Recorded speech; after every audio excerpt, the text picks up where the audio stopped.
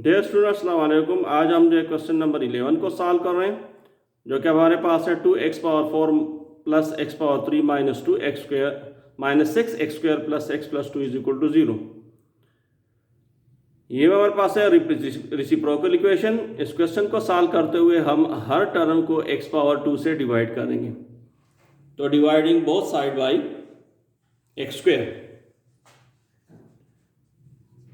यहाँ पे 2x⁴ है, इसको भी आप x² से डिवाइड कर दें और इसको आप x² से डिवाइड करते जाएं। माइनस 6x² को भी इसी तरीके से x² के साथ डिवाइड करें, x और x² हो जाएगा और ये 2 पावर x² हो जाएगा। 0 का अगर हम डिवाइड भी कर देंगे तो उससे ज़ाहिर रिजल्ट 0 ही आएगा। अब यहाँ पे जो है x² और 4 आपस में कैंसिल आउट करें तो ये आपके पास रह जाएगा 2, यहाँ पे x रह जाएगा, 3 और पावर 2 है, यहाँ पे x² मुकम्मल कैंसिल हो गया, यहाँ पे x है और यहाँ पे x², एक x यहाँ से कैंसिल आउट हो गया तो आपके पास 1 और x रह जाएगा और ये आपके पास हो जाएगा 2 और x² इज इक्वल टू 0। अब जो x² वाले टर्म है उनको हम इकट्ठा कर लेंगे और जो x वाले उनको आप एक साथ लिख दें और यहाँ से 2 कॉमन भी ले लें। इसके साथ भी 2 मौजूद है, यहाँ पे भी 2 मौजूद है, लिहाजा x² प्लस 1 और x² हो जाएगा और यहाँ पे आपके पास आ जाएगा x plus 1 by x minus 6 is equal to 0। अब यहाँ पे हमने जो है सपोजिशन करनी है। हम सपोज कर रहे हैं कि x प्लस 1 और x जो है वो इक्वल है, किसी वेरिएबल के बराबर हम ले लेते हैं। सपोज इसको हम y के बराबर ले लेते हैं।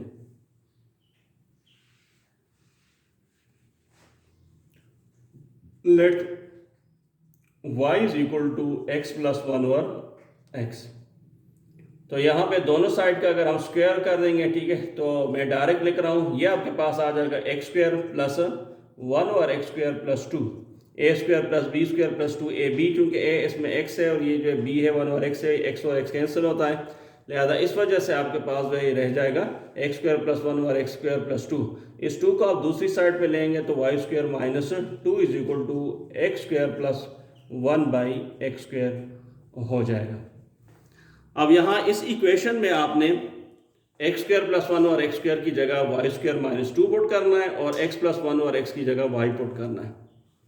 तो इस वजह से यही इक्वेशन जो हमारे पास बन जाएगी कुछ इस फॉर्म में, ये 2 है, x² प्लस 1 और x² की जगह आप ले लेना है y² माइनस 2, जबकि दूसरी साइड पे बल्कि यही सी पे प्लस है तो x प्लस 1 और x है तो y हो जाएगा और ये आपके पास माइनस 6 इज इक्वल टू 0 हो जाएगा। अब इसको मल्टीप्लाई करेंगे तो ये 2y² हो जाएगा, 2 2s are 4 हो जाएगा, y माइनस 6 हो जाएगा। यहाँ पे आपके पास आ जाएगा 2y² प्लस y और माइनस 10 इज इक्वल टू 0। अब जाहिर हमारे पास ये क्वाड्रेटिक इक्वेशन बन गई। इसी क्वाड्रेटिक इक्वेशन को हम जो है 3 मुख्तलिफ मेथड से सॉल्व कर सकते हैं। यहाँ पे मैं फैक्टराइजेशन मेथड को इख्तियार कर रहा हूँ। फैक्टराइजेशन मेथड में आपको पता है कि जब भी यहाँ पे स्क्वायर के टर्म का जो कोफिशिएंट आता है उसको सबसे पहले आप कांस्टेंट से मल्टीप्लाई कर देंगे। तो अगर आप इसको मल्टीप्लाई कर दें तो ये आपके पास माइनस 20 आ जाएगा।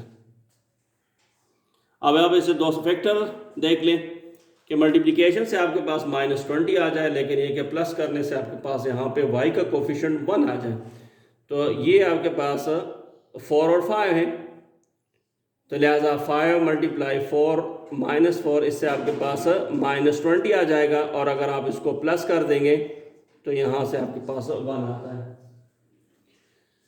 तो यह यहाँ रह जाएगा y 2y² और कांस्टेंट टर्म जो है उसको कोई चेंज नहीं करना, माइनस यहाँ पे जो माइनस 10 है इसमें कोई चेंज नहीं लाने, तो लिहाजा ये आ जाएगा 5y माइनस 4y। इन दोनों में से y कॉमन ले लें तो ये आ जाएगा 2y प्लस 5 और यहाँ माइनस 4y और माइनस 10 से अगर आप कॉमन लेते हैं तो यहाँ पे आपके पास हो जाएगा y कॉमन, बल्कि 2y को कॉमन ले लें तो 2 2s are 4 हो जाएगा, सिर्फ 2 कॉमन ले लें, जब आप इससे 2 को कॉमन लेते हैं तो यहाँ पे आपके पास 2i हो जाएगा और माइनस प्लस होके प्लस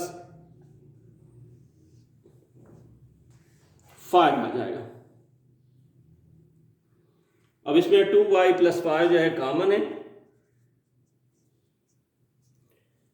तो यहाँ पे y रह गया और साथ जो है -2 आ जाएगा।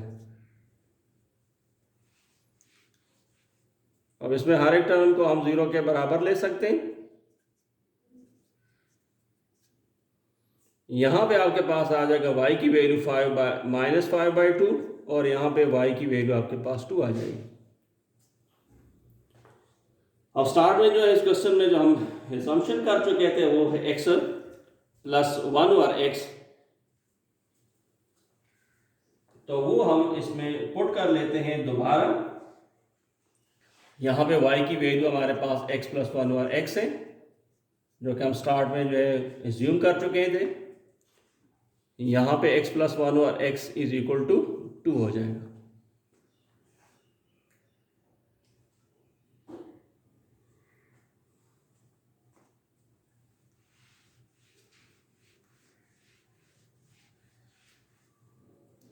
अब इस इक्वेशन को अगर हम सॉल्व करते हैं तो यहाँ पे 2 और x आपके पास यहाँ पर रेसिप्रोकल में मौजूद है, तो इसका एलसीएम आपके पास x आता है, तो ये हो जाएगा x² + 1। इस x को x के साथ मल्टीप्लाई करें, ये x और x कैंसिल होकर तो सिर्फ 1 रह जाएगा, -5/2। सेम इसी साइड पे आपके पास x जो है इसका एलसीएम आ जाएगा, x को x के साथ मल्टीप्लाई करें, x² + 1 = 2 हो जाएगा। इस क्रॉस मल्टीप्लाई कर दें यहाँ पे, तो 2 को x² से 2x² आएगा, 2 को इस 1 के साथ मल्टीप्लाई करेंगे, 2 आएगा, -5x हो जाएगा। यहाँ पे 2x², इस 5x को आप राइट साइड लेफ्ट साइड पे लें तो ये आपके पास +5x + 2 = 0 हो जाएगा।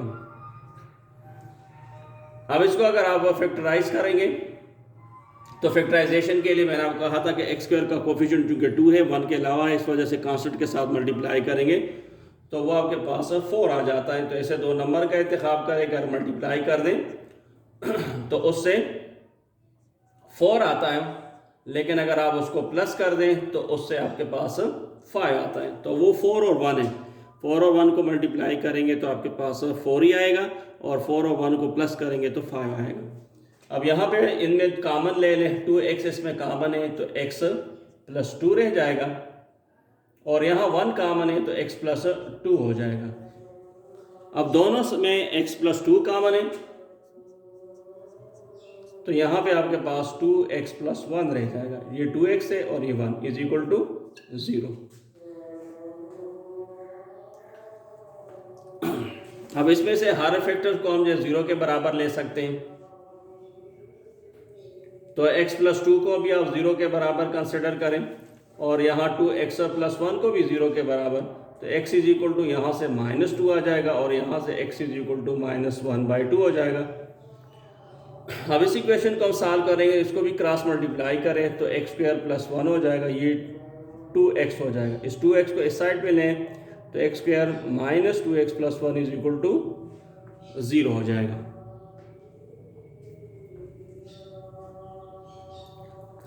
तो ये हमें पता है कि ये फार्मूला है, और फार्मूले के मुताबिक x - 1 होल स्क्वायर = 0 होगा। तो यहाँ पे x - 1 को हम 2 दफ़ा लिख सकते हैं क्योंकि स्क्वायर है, लिहाजा इस वजह से x = 1 और दूसरे में भी x = 1 आ जाएगा। इस वजह से एज ए होल आपके पास जो सोल्यूशन सेट बन जाएगी वो है x =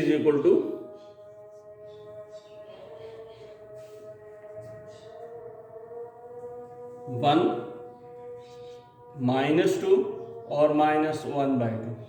ये हमारे पास सोल्यूशन सेट होगा। x की वैल्यू चूँकि यहाँ पे 1 है, इस वजह से इसमें से एक का इंतखाब कर ले, यहाँ पे -2 हो जाएगा, यहाँ पे -1/2 हो जाएगा। तो ये हमारे पास सोल्यूशन सेट आ गया। इस क्वेश्चन को हमने सॉल्व कर लिया। अगली वीडियो में इंशाल्लाह हम क्वेश्चन नंबर 12 एक्सरसाइज 1.3 का सॉल्व करेंगे।